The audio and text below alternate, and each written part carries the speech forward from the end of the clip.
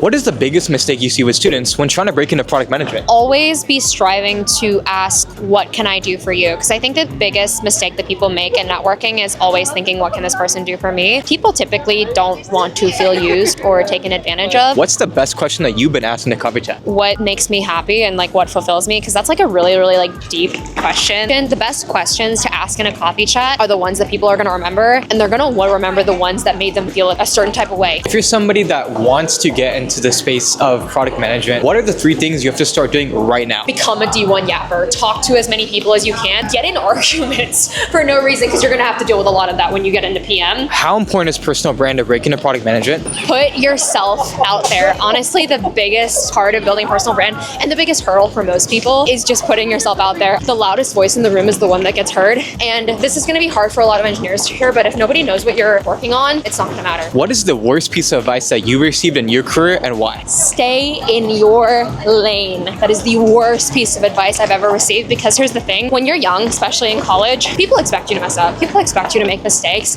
And so you have like basically a get out of jail free card for making mistakes. That is your opportunity to explore things that you would never consider exploring. Do something that's totally out of your lane. Do something that's not even related to your major, and just ultimately chalk it up to experimentation, because you never know where it might lead you.